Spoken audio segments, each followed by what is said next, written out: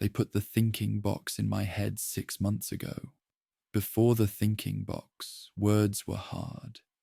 Thoughts came slow, like rocks rolling through mud, and most of them got stuck before they reached my mouth. I knew things, knew them in my bones, knew them in my fists, knew them in the part of me that loved the Emperor and hated his enemies. But I could not say what I knew, could not make the sounds that would let others understand what lived inside me. Now I can. The Margos called it biochemical Ogryn neural enhancement, but my squad just calls it the thinking box, the little machine they buried in my skull that makes the words come easier, that lets me see my own memories with eyes that understand what they are seeing, that has given me the curse of knowing what I am and what I have done and what has been done to me across 43 years of service to the Emperor's Imperial Guard. I do not know if this is a gift or a punishment. Some days it feels like both. My name is Nork, not Nork Deadog. That is another Ogryn, a famous one. A hero whose name is spoken with reverence in the regiments where Ogryns serve. I am just Nork, one of thousands who bear the name, because it is simple and easy to remember, and because those who named us did not think we deserved anything more distinctive, anything that might suggest we were individuals rather than ammunition, persons rather than weapons. I have served in the Astra Militarum since I was 12 years old, when the tithe takers came to my homeworld and selected me from among my clutchkin for service in the Emperor's armies. I did not understand what was happening then. Understanding was not something I did, was not something any Ogryn does, is not something our minds are built to accomplish. I understood only that large men with loud voices were telling me to go with them, and I had been taught since birth that you obey large men with loud voices, that obedience is the highest virtue, that the Emperor loves those who do what they are told. So I went. I left my clutchkin, left the caves where I had been born, left everything I knew, and I followed the loud men onto ships that carried me to worlds I could not name, to wars I could not comprehend, to a life of violence and service that would define every moment of my existence from that day until this one. 43 years. I have tried to count the battles since the thinking box gave me the ability to count, and I cannot. There are too many. They blur together, merge into a single endless memory of noise and blood and the feeling of my ripper gun kicking against my shoulder, of bodies breaking beneath my fists, of voices screaming orders that I followed without question, because following orders was what I did, was all I knew how to do, was the only purpose my existence had ever been given. I have killed more humans than I can count. I have killed Xenos in numbers that would fill the holds of the ships that carried me to face them. I have killed things that had no names, things that came from places that should not exist, things that screamed in languages that hurt to hear. I have killed and killed and killed, and I never questioned, never hesitated, never wondered whether the killing was right or wrong or necessary. I did not have the capacity for such questions. The thinking box has given me that capacity now, and I wish, Emperor, forgive me, I wish that it had not. An Ogryn is not a man. This is the first thing you must understand, the foundation upon which everything else rests. We are a human, a subspecies of humanity that evolved on high-gravity worlds where only the largest and strongest could survive. We are bigger than men. I stand 3 meters tall, and I am not the largest of my kind. We are stronger than men. I have torn the arms from orcs with my bare hands, have crushed skulls through helmets, have broken things that were not meant to be broken through sheer application of force. We are tougher than men. I have been shot, stabbed, burned, and beaten more times than the thinking box can help me count. And I am still here, still standing, still capable of performing the function for which I was taken from my homeworld. But we are not as smart as men. This is the truth that defines us, that shapes every moment of our existence, that determines how we are treated by the Imperium we serve. Our minds are simple. Our thoughts are slow. We cannot read, cannot write, cannot comprehend the complex orders that guide Imperial strategy. We can follow instructions if those instructions are simple enough. We can learn routines if those routines are repeated enough times. We can love and hate and fear and hope, though we could not name these feelings until someone named them for us. We are weapons. This is what the Imperium sees when it looks at us. Not persons, not souls, not beings worthy of consideration or respect. Weapons, tools, ammunition to be expended in the Emperor's wars, used up and discarded and replaced by the next shipment from the breeding worlds where more of us are always being made. I did not know this for most of my life. I did not have the capacity to know it. I simply served, simply obeyed, simply did what I was told, because doing what I was told was the only thing I knew how to do. The officers gave orders. I followed them. The commissars pointed at enemies. I killed them. The priests spoke of the Emperor. I loved him with a love so simple and so absolute that it filled every space in my mind where questions might have lived. The thinking box has not changed that love. The Emperor is still everything to me, still the light that guides my existence, still the only thing larger than myself that I can comprehend. But the thinking box has shown me things about my service that I could not see before, has illuminated corners of my memory that were dark with incomprehension, has given me the terrible gift of understanding what my life has actually been, and I have decided to speak of it, not because I believe anyone will listen. Ogryns are not asked for their opinions, are not consulted about their experiences, are not considered capable of testimony worth recording. But because the thinking box has given me words, and words demand to be used, and the weight of 43 years presses upon me with a force that even my strength cannot bear in silence. This is the life of an Ogryn shock trooper. This is what it means to be a weapon that breathes, a tool that bleeds, a piece of equipment that loves the Emperor with all its simple heart, while the Imperium that claims to serve him treats it as something less than human.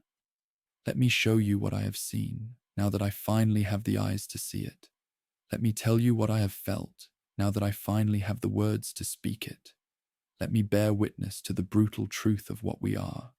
We Ogryns who die in our thousands so that the Imperium might live, who are mourned by no one and remembered by nothing, who serve with a faithfulness that men cannot match and receive in return.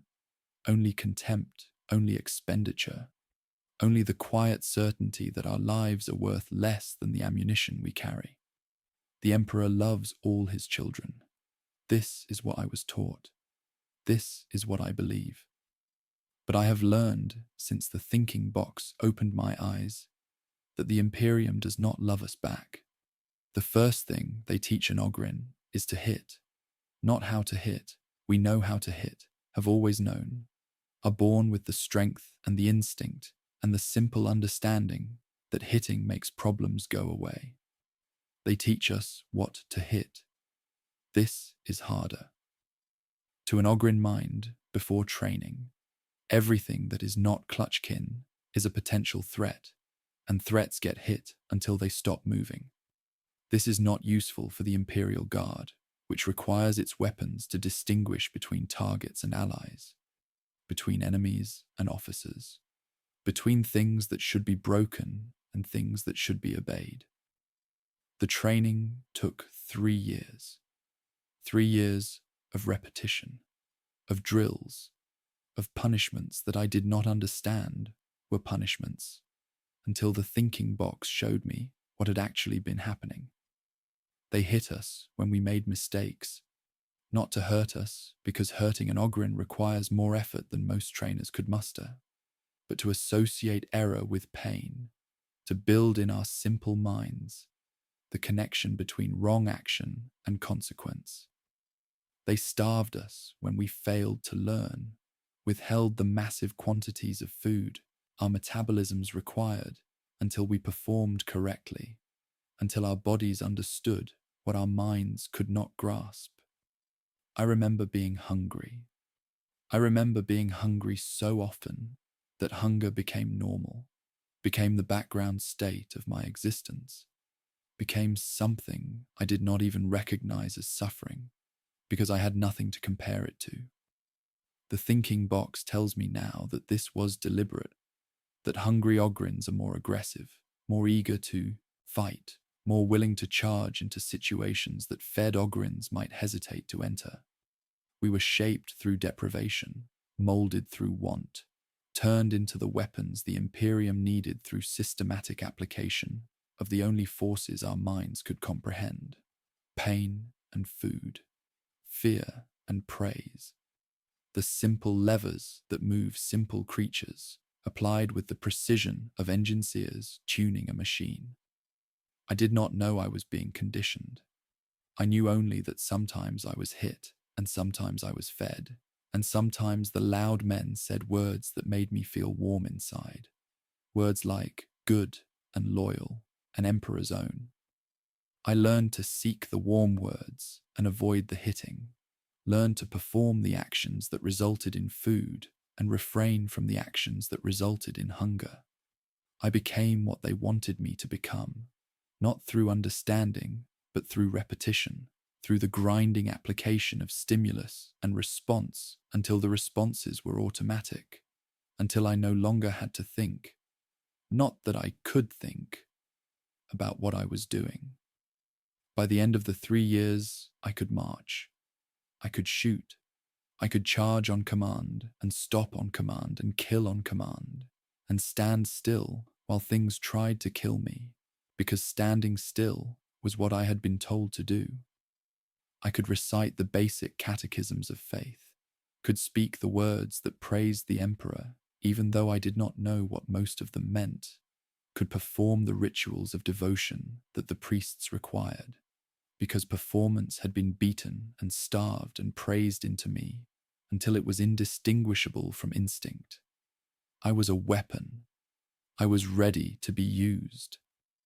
They assigned me to the 47th Valdorian Heavy Infantry, a regiment that specialized in siege warfare, in the brutal close-quarters fighting that occurs when armies must dig enemies out of fortified positions. Ogryns are valuable in such warfare. Our size makes us impossible to ignore. Our strength lets us tear through obstacles that would stop ordinary soldiers. Our toughness allows us to absorb fire that would shred human bodies. We are battering rams made of meat, siege engines that bleed, the first wave that breaks upon the enemy's defenses so that the waves behind us might find purchase. The regiment had 40 Ogryns when I joined it. We lived in a section of the ship designated for our use, a cargo hold that had been converted into barracks through the simple expedient of removing the cargo and adding sleeping pallets sized for our bodies. We were separated from the human soldiers. For their comfort, the officers said, though the thinking box suggests other reasons. Suggests that keeping us apart made it easier to think of us as equipment rather than comrades, as resources rather than brothers. But we had each other. This is the truth that the Imperium does not see, that the officers do not understand, that the histories never record. Ogryns form bonds with other Ogryns, connections so deep and so powerful that they shape everything we do.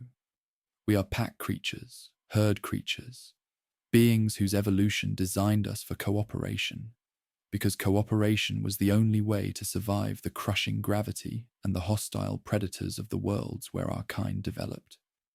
My squad became my clutch.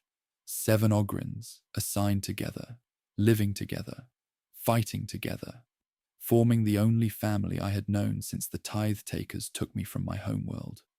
There was thud, who got his name from the sound enemies made when he hit them. There was Grok, who laughed when he killed and cried when his friends were hurt. There was Tiny, who was the largest of us and got his name because the humans thought it was funny. There was Bork and Mork and Snot, names given by officers who did not care enough to give us names that meant anything. And there was Grip, who was the closest thing I had to a friend before the thinking box gave me the capacity to understand what friendship meant. Grip got his name because he would not let go. Once he grabbed something, an enemy, a position, an idea, he held on until ordered to release or until whatever he was holding broke.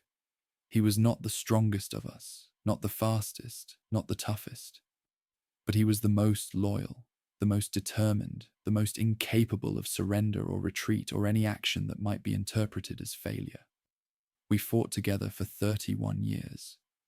31 years of sieges and assaults, of trenches and tunnels, of violence so constant that it became the rhythm of our existence.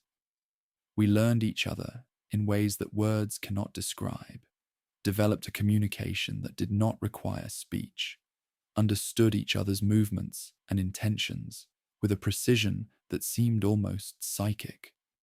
When Grip moved left, I moved right. When I charged forward, Grip covered my flank.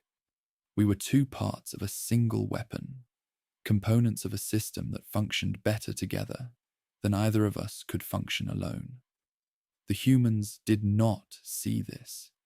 To them, we were interchangeable, 7 Ogryns, identical in function if not in form, equally expendable, equally replaceable. When Thud died at the siege of Corvanus, crushed beneath a collapsing fortification he had been ordered to demolish, the officers simply filed a requisition for a replacement. When Grok was killed by a sniper who had learned that even Ogryns can die if you shoot them enough times in the head, the commissar noted it in his log as equipment loss, the same category he would have used for a damaged vehicle or a destroyed weapon. We mourned them. In the privacy of our cargo hold, in the hours between battles when the humans did not watch us, we mourned. We did not have rituals. Ogryns do not develop complex ceremonies, do not create elaborate frameworks for processing grief. We simply sat together in silence, in the presence of the empty pallets where our clutch kin had slept, and we felt the absence, felt the wrongness of a pack that had been diminished, felt the pain that our simple minds could not articulate but could not escape. The humans never knew. The officers who commanded us never saw the grief, never recognized that the weapons they had lost had been mourned, never understood that the creatures they considered barely sentient were capable of love and loss and suffering. Perhaps they did not want to know. Perhaps it was easier to use us if they did not think about what we were, if they could maintain the comfortable fiction that we were equipment rather than people, that our deaths were logistical problems rather than tragedies. The thinking box has shown me something else about those years, something I could not perceive when I was living through them. It has shown me how we were used. Ogryns are deployed when commanders need something broken and do not care about the cost. We are sent first into breaches, first through doors, first into the killing grounds where the enemy's fire is concentrated. We absorb the first volley, take the first casualties, buy time and space for the human soldiers who follow us. Our lives are spent like currency, exchanged for tactical advantage, traded for ground that human bodies could not purchase at acceptable cost. I did not understand this while it was happening. I understood only that we were told to charge, and so we charged, told to hold, and so we held, told to die, and so we died, not understanding that the dying was the point, that our bodies were the payment for objectives our minds could never comprehend. The thinking box has given me the numbers. In 43 years of service, I have been part of 17 Ogryn squads. I have watched 63 Clutchkin die. I have been the sole survivor of 4 complete squad wipes, the only Ogryn to walk away from engagements that consumed everyone I fought beside. And I have been commended for this. The officers praise my survival as evidence of skill, of toughness, of the quality that makes a good weapon.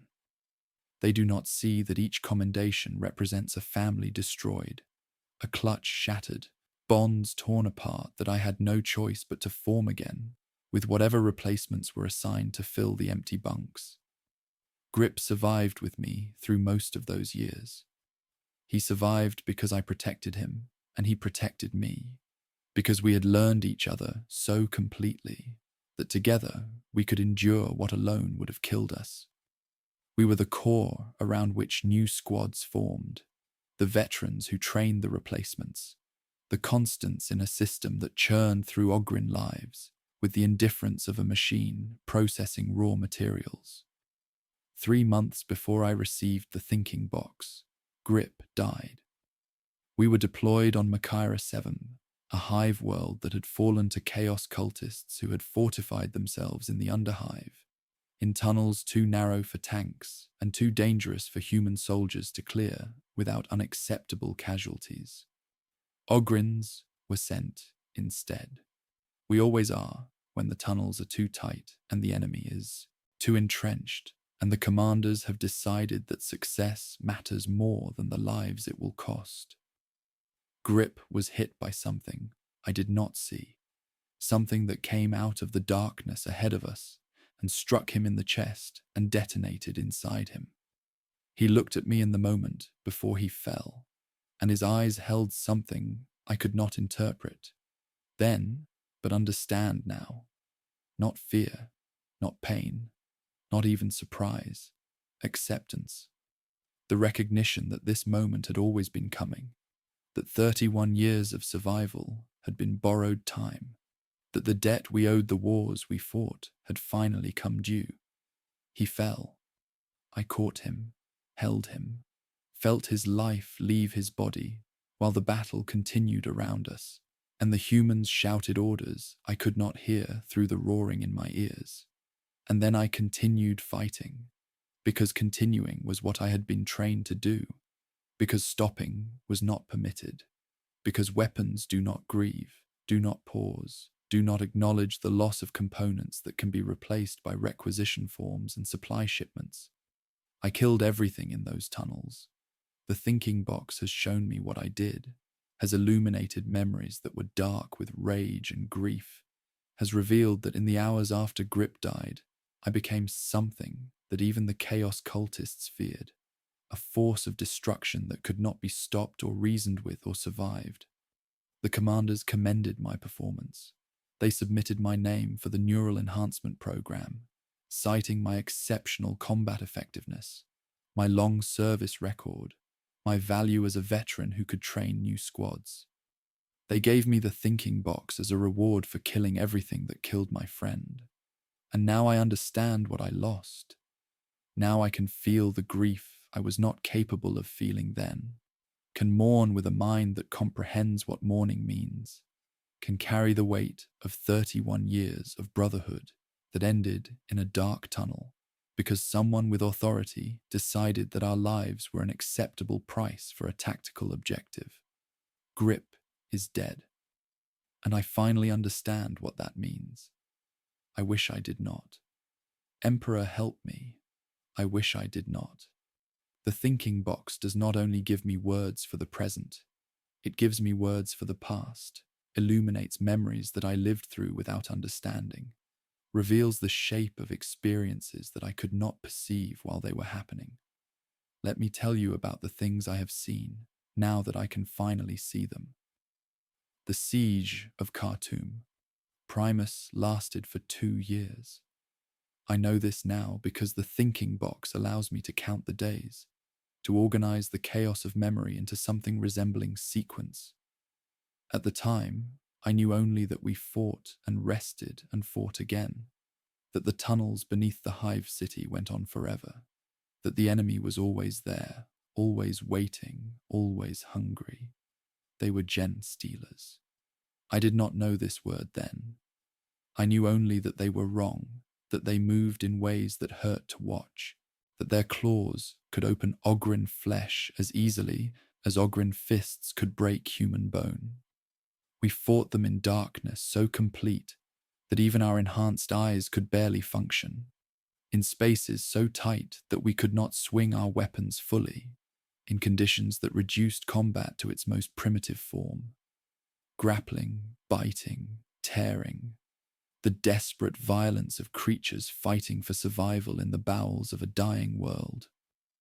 I lost my first clutch family at Khartoum Primus, all 6 of them across the 2 years of that siege, taken one by claws and teeth, and the horrible things the Genestealers did to those they captured alive. I was the only survivor, the only one to emerge from those tunnels when the siege finally ended, the only witness to sacrifices that no one would ever commemorate. The officers debriefed me afterward. This is the word the thinking box supplies for what they did. Debriefing, a process of extracting information from soldiers who have survived events that killed others. They asked me questions in simple words, questions designed for minds that could barely comprehend what was being asked. Where were the enemy concentrations? What weapons did they use? How did they move, fight, communicate? I answered as best I could, which was poorly. I had no framework for the information they wanted, no vocabulary to describe what I had witnessed, no ability to translate experience into intelligence. They grew frustrated with me. I could see it in their faces, though I could not then name what I was seeing. They had hoped for useful data and received only the confused stammering of a creature whose mind was not built for analysis. One of them struck me, a lieutenant, young and impatient, angry at my failure to provide what he needed. He hit me across the face with his gloved hand, a blow that I barely felt, that did nothing except express his contempt. "Useless," he said. "Might as well debrief a combat servitor." I did not understand the insult then. I understand it now. He was saying that I was no different from a machine, that my survival had no more value than the survival of any other piece of equipment, that the information locked inside my simple mind was inaccessible, because the mind itself was defective, was insufficient, was not worth the effort of careful questioning. He was wrong. I had information, had experiences that could have helped the officers understand their enemy, had witnessed things that mattered. But no one had the patience to extract that information from a mind that could not express itself in the forms they required. It was easier to dismiss me, to write off my survival as luck rather than skill, to file me as a replacement requisition and move on to the next deployment. This happened again and again across 43 years. After every major engagement, the same questions, the same frustration, the same dismissal. The thinking box has shown me now what I could not see then, that the Imperium wastes the knowledge its Ogryns accumulate, that decades of combat experience are lost because no one will invest the effort required to access them, that we die and die and die, and each death takes with it information that might have saved others. But we are not worth the effort. This is the lesson that the thinking box has taught me, the truth that underlies every interaction I have ever had with the humans I serve beside. We are not worth patience, not worth careful communication, not worth the time it would take to bridge the gap between our minds and theirs. We are worth only what our bodies can do. The killing, the dying, the breaking of things that need to be broken. The commissars are the worst. I do not say this with anger. The thinking box has given me the capacity for anger, but I find I cannot sustain it, cannot maintain the heat of rage against men who were only doing what the system required of them. But I can say with clarity, with the precision that understanding provides, that the commissars have been responsible for more Ogryn deaths than any enemy I have faced. They execute us. This is their function, their purpose, the role they play in the Imperial Guard, to maintain discipline through fear, to ensure obedience through the threat of death. For human soldiers, this threat is usually sufficient. The sight of a commissar, the knowledge of what they can do, keeps men in line, keeps them fighting when instinct demands flight. For Ogryns, the calculus is different. We do not fear death the way humans fear it. We do not think about death, do not anticipate it, do not construct elaborate frameworks of terror around its possibility. We experience fear. Our conditioning ensures that we fear disobedience, fear failure, fear the punishments that follow mistakes. But the abstract fear of death, the existential dread that keeps human soldiers awake at night, this is not something our minds naturally generate.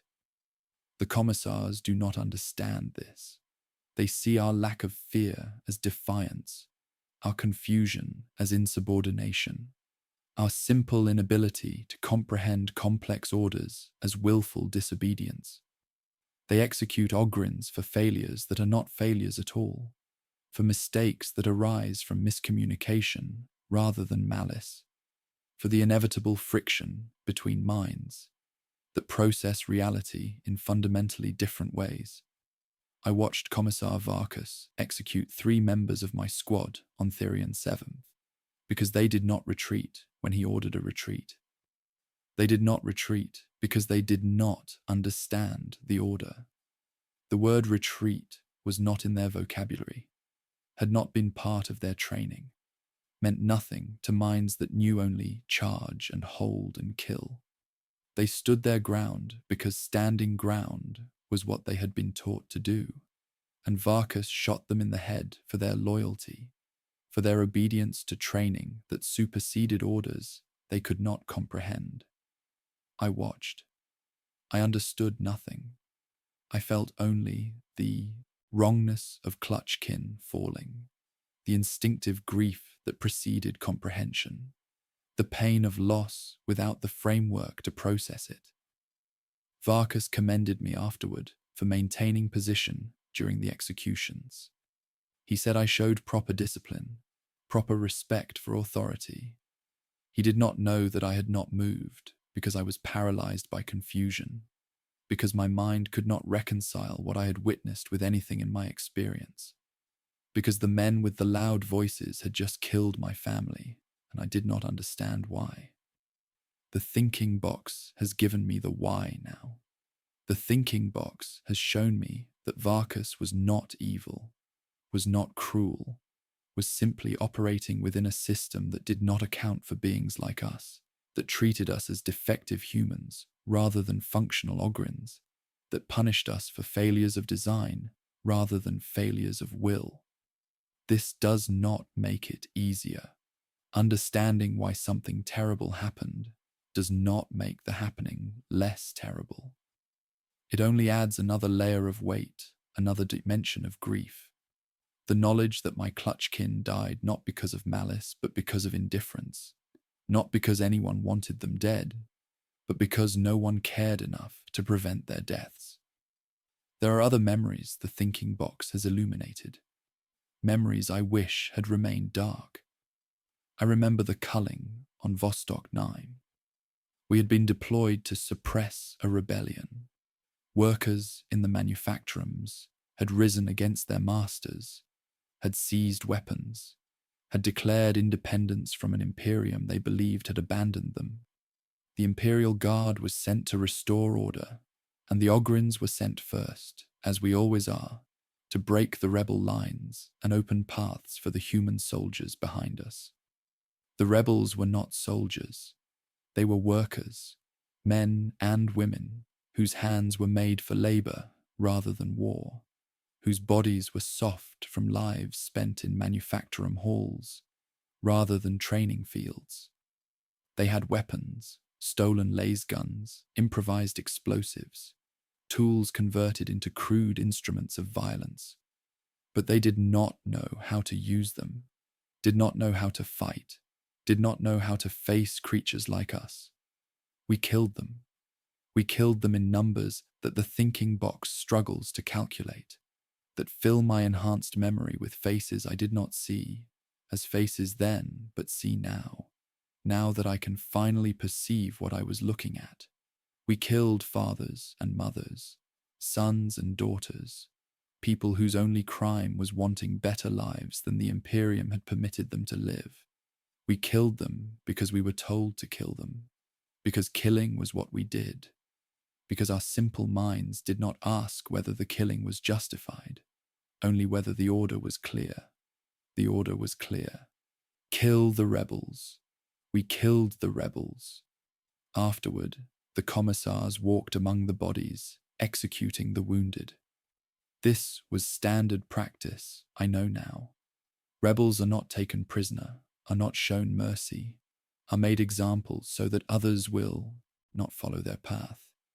But one of the wounded was a child, a girl, perhaps 10 years old, who had been caught in the violence, who had been hit by fire meant for someone else, who lay bleeding in the wreckage of what had been her home. Commissar Hendricks shot her. One bolt, center mass, the same execution he had delivered to 100 rebels before her. Her body jerked and was still, and he moved on, and no one remarked upon it.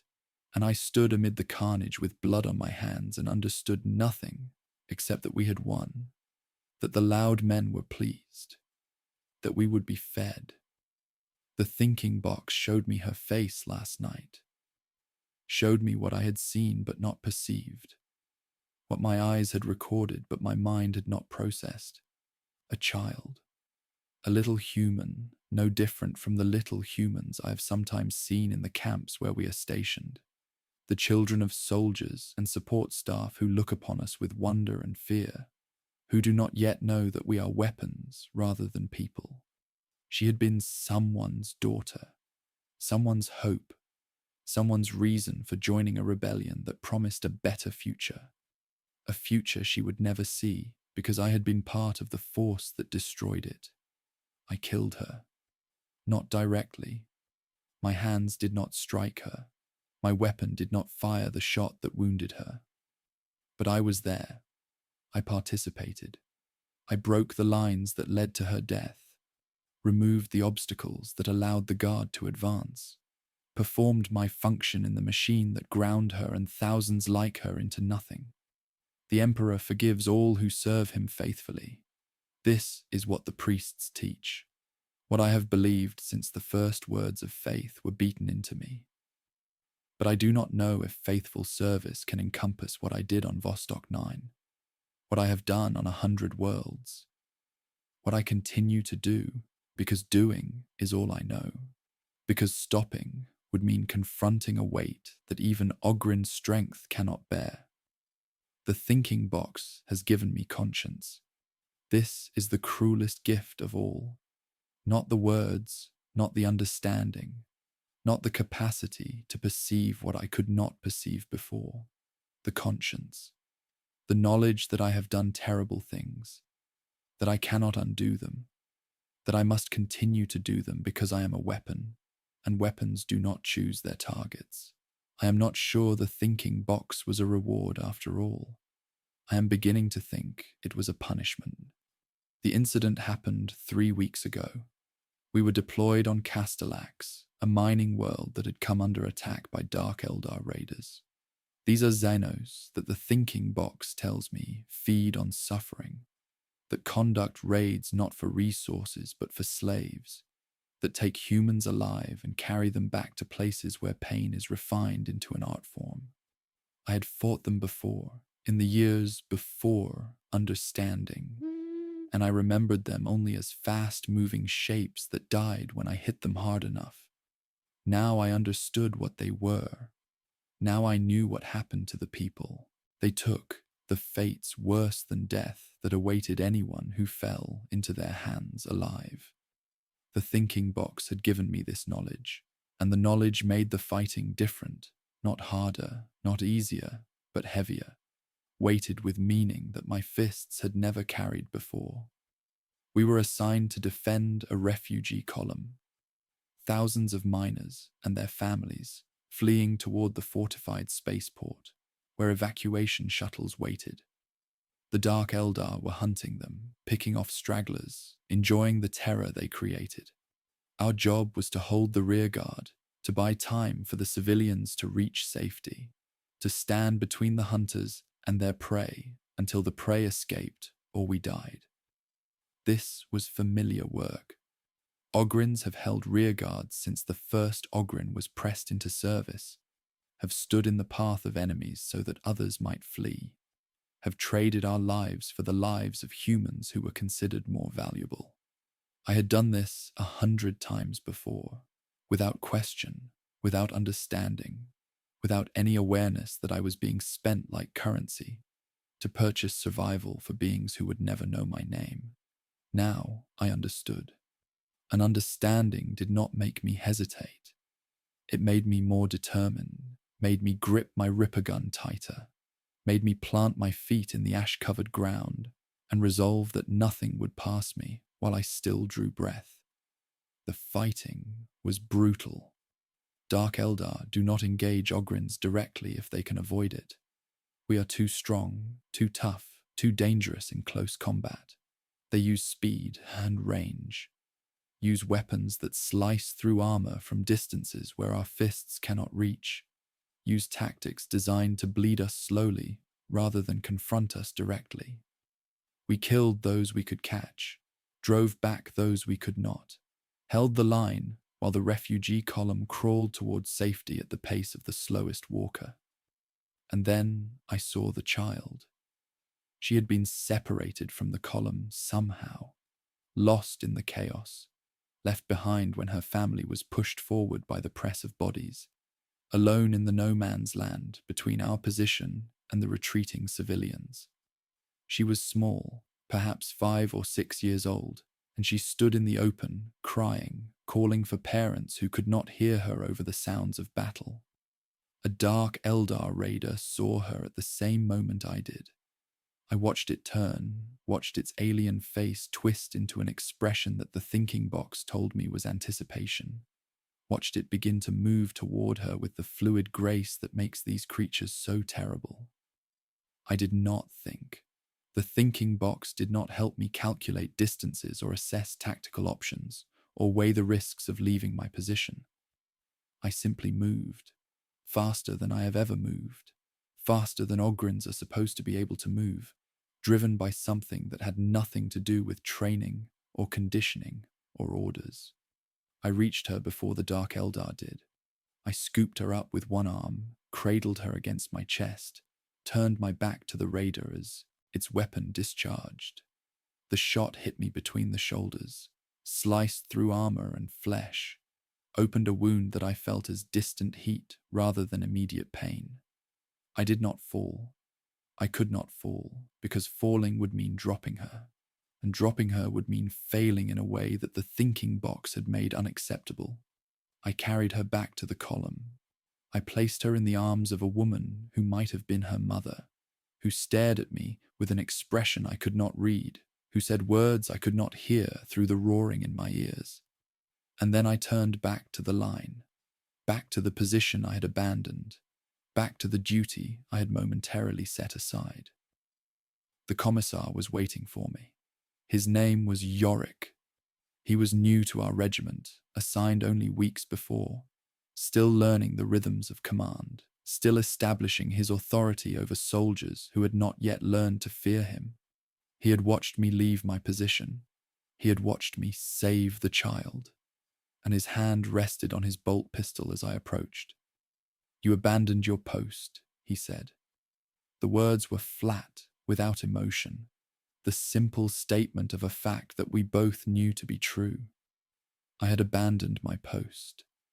I had left the line to save a single child, had risked the entire rearguard action for one small life, had made a choice that my old self would never have recognized as a choice because my old self did not make choices, only followed orders. "Yes," I said, The thinking box gave me this word, this simple acknowledgement that would have been beyond me 6 months ago. The child would have been taken. The child was not your responsibility. Your responsibility was the line. Your responsibility was the mission. Your responsibility was obedience to the orders you were given. He was right. By every measure the Imperial Guard used to assess performance, by every standard I had been trained to uphold, he was right. I had failed. I had placed one life above the mission, had made a judgment that was not mine to make, had acted as though I had the authority to decide what mattered and what did not. The thinking box showed me what was about to happen, showed me Yorick's hand tightening on his pistol, showed me the calculation in his eyes, showed me the execution that had followed so many similar failures across so many years of service. He would shoot me as Varkas had shot my clutchkin on Therion 7, as 100 commissars had shot 100 Ogryns for crimes that were not crimes, for failures that were not failures, for the sin of being creatures whose minds did not work the way the system required. And I found that I did not care. This was the strangest sensation, stranger than the thinking box itself, stranger than the flood of understanding that had reshaped my existence. I did not care if he shot me. I had saved the child. I had done something that mattered, something that I had chosen, something that the thinking box had allowed me to recognize as right, even though every rule said it was wrong. If this was the price, I would pay it. If death was the consequence of conscience, then conscience was worth dying for. The child is alive, I said, and my voice was steady, and my eyes met his without flinching. I am not sorry. Yorick stared at me. I watched his face cycle through expressions I could now name. Surprise, confusion, anger, calculation. He had expected pleading, perhaps, or incomprehension, or the simple animal fear that Ogryns were supposed to feel when confronted with authority. He had not expected defiance. He had not expected an Ogryn who understood what was happening and accepted it. His hand lifted from his pistol. "Return to your post," he said, and his voice was different now, uncertain in a way that commissar voices are not supposed to be uncertain. "We will discuss this later." There was no later. The battle ended. The refugees escaped. The Dark Eldar withdrew to seek easier prey. Yorick never raised the incident again, never filed the report that should have resulted in my execution, never spoke to me about what had happened in that moment when I chose a child's life over my duty. I do not know why. The thinking box offers possibilities. Perhaps he saw something in my eyes that disturbed him.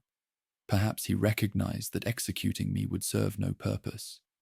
Perhaps some fragment of conscience stirred in his own mind when confronted with an Ogryn who had acted out of compassion rather than confusion. I cannot know what passed through his thoughts in that moment. I know only that I am still alive, that the child is still alive, that something changed in the space between his hand and his pistol. But the incident taught me something that the thinking box alone could not have taught me. I am not only a weapon. For 43 years, I believed that I was nothing more than what the Imperium had made me. A tool to be used, ammunition to be expended, a piece of equipment whose value lay entirely in its function. The thinking box had shown me how true this was, had revealed the full scope of how the system viewed me, had given me words for an existence that I had lived but never understood. But the child showed me something else, showed me that I could choose, that I could act on something other than orders, something other than training, something that arose from within rather than being imposed from without. I saved her not because I was told to, not because my conditioning demanded it, not because any authority required it of me. I saved her because I saw her, because I understood what would happen if I did not act, because the thinking box had given me a conscience, and the conscience had demanded that I use it. I am still a weapon. I will continue to kill, to fight, to serve in the wars that the Imperium requires of me.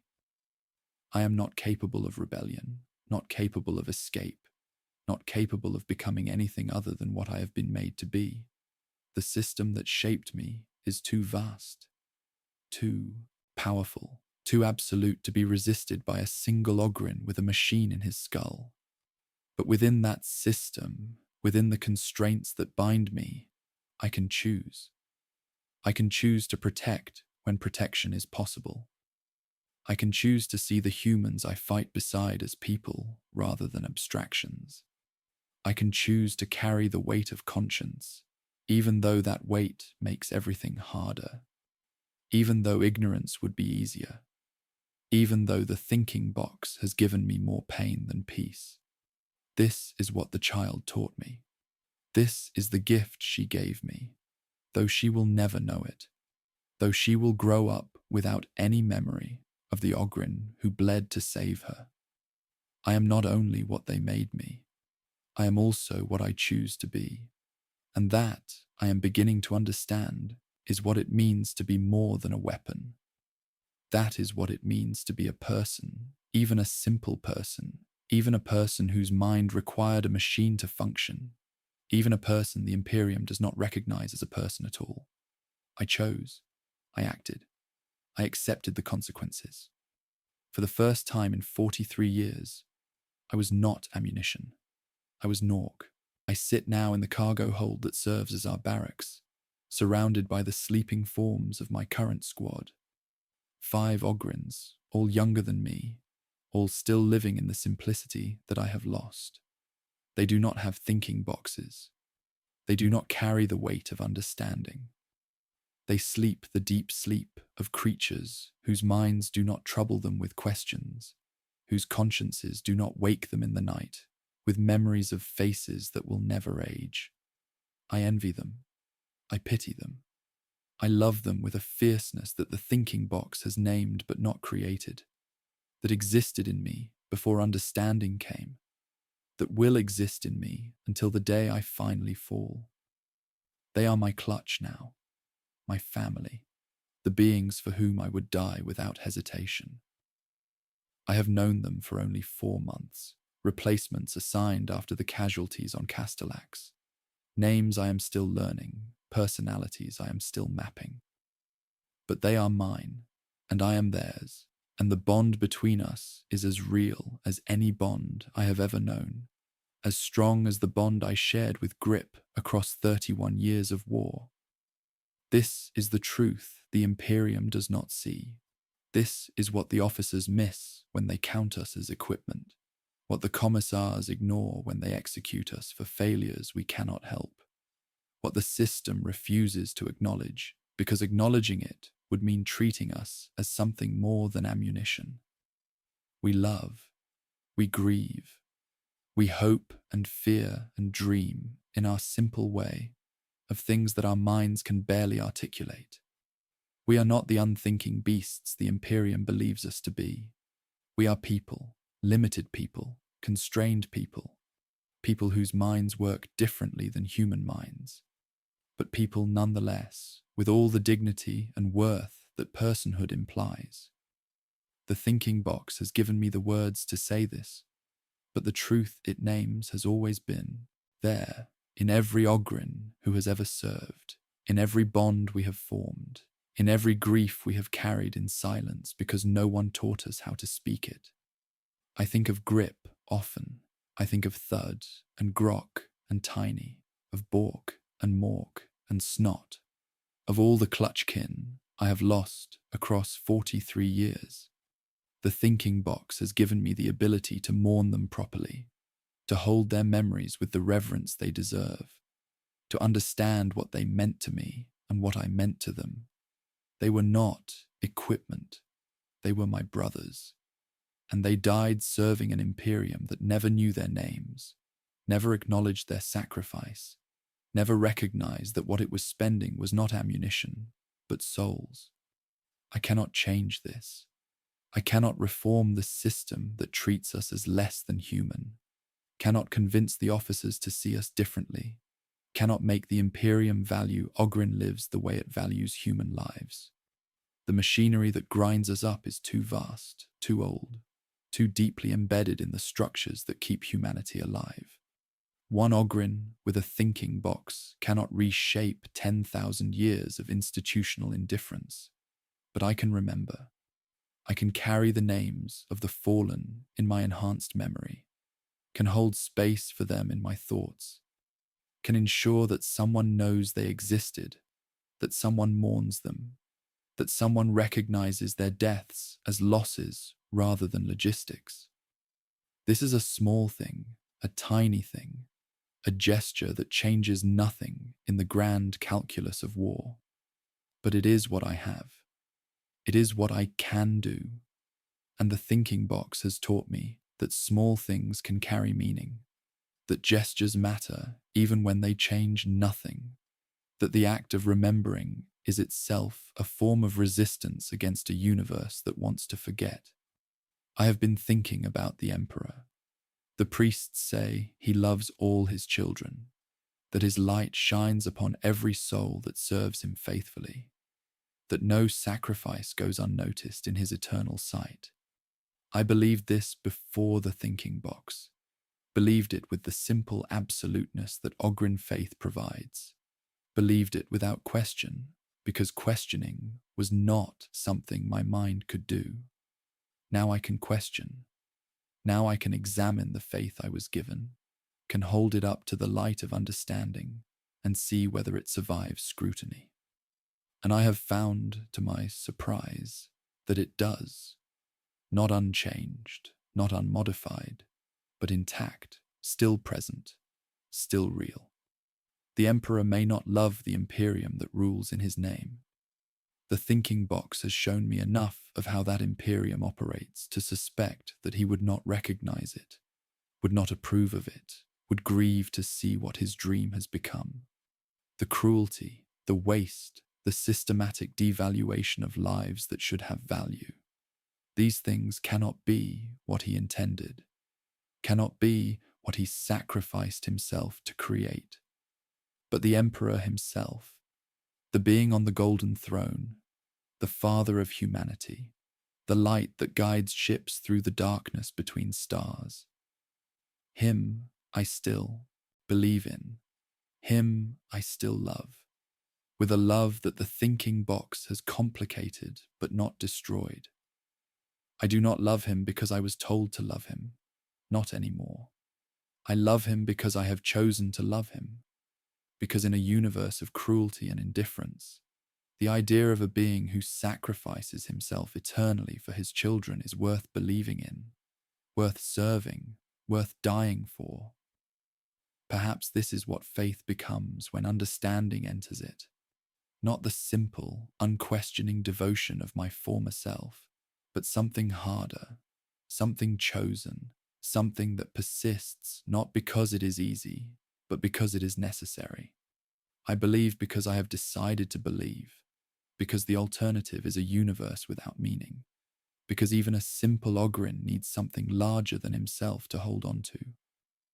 The thinking box has given me one more gift, one I did not recognize until recently.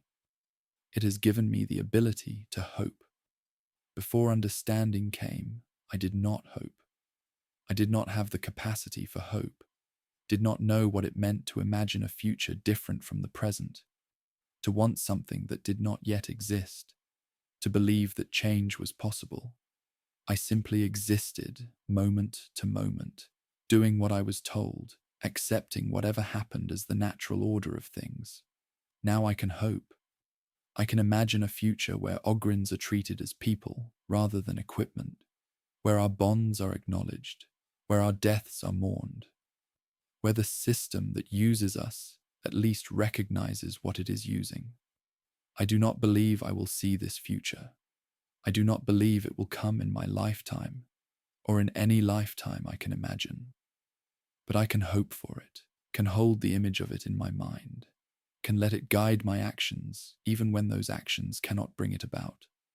I hope for the young ones in my squad, for the Ogryns who will come after me, for the generations yet to be born on the high-gravity worlds where our kind develops. I hope that someday someone with more power than I possess will look at us and see what the thinking box has allowed me to see. That we are not less than human, just different. That our simplicity is not stupidity. That we deserve better than we have been given. And I hope for myself. I hope that when I finally fall, and I will fall as all Ogryns fall, as Grip fell, as 63 of my clutchkin have fallen, I will fall having mattered. Not in the grand sense, not in the histories that will never record my name, but in the small sense, the human sense. I hope that someone will remember me, that something I did will persist after I am gone, that my existence will have left some mark on a universe that wants to erase me. The child on Castellax will not remember me. She is too young, the memory too brief, the trauma too overwhelming for details to survive. But she is alive. She will grow, will love, will have children of her own someday. And somewhere in the chain of her existence, in the generations that will flow from her survival, there will be an echo of the moment when an Ogryn chose to save her, when a weapon decided to be something more, when a simple creature with a machine in his skull acted out of love rather than orders. That is enough. It has to be enough. I am Nork. I am a weapon of the Imperium, a tool shaped for war, ammunition to be expended in battles I do not understand. I am everything the system made me to be, and I cannot escape what I am. But I am also more. The thinking box has shown me this, has given me the words to speak it, has opened doors in my mind that can never be closed again. I am a person. I love my clutchkin and mourn them when they fall. I carry memories of the dead and hopes for the living. I choose to believe in an emperor who may not know I exist. Choose to serve a cause that does not value my service. Choose to find meaning in an existence that the universe insists is meaningless. This is what it means to be an Ogryn shock trooper. Not the killing, though I kill. Not the dying, though I will die. Not the brutal simplicity that the Imperium sees when it looks at us. It means carrying a soul in a body that the galaxy considers soulless. It means loving in a system that does not believe we can love. It means choosing, again and again, to be more than what we were made to be. I do not know how much longer I have. The wars continue, the battles multiply, and Ogryns do not grow old. We simply fight until something kills us, until our luck runs out, until we join the clutchkin who have gone before us. When my time comes, I will face it as I have faced everything since the thinking box opened my eyes, with understanding, with acceptance, with the quiet certainty that I lived as more than a weapon, that I died as more than ammunition, that somewhere in my 43 years of service there were moments that mattered, choices that counted, actions that proved I was a person, even when the Imperium refused to see it. The Emperor protects. This is what we say, what we believe, what we hold on to when the darkness presses close. But I have learned something else, something the thinking box has shown me through 43 years of illuminated memory. Sometimes the Emperor protects through us, through our fists and our faith and our simple, stubborn refusal to be only what the system demands, through the bonds we form and the choices we make and the love we carry in hearts that were never supposed to love. We are his weapons, we Ogryns, but we are also his children. And children, I have learned, can be more than their parents intended. They can choose, they can hope, they can love. And in the end, that is all any of us have. The choice to be more than what we were made to be. The hope that our lives will matter. The love that makes the fighting bearable and the dying meaningful. I am Nork. I am an Ogryn shock trooper, a weapon that breathes, a tool that bleeds. But I am also a person, and I will not let the Imperium forget it, even if I am the only one who remembers.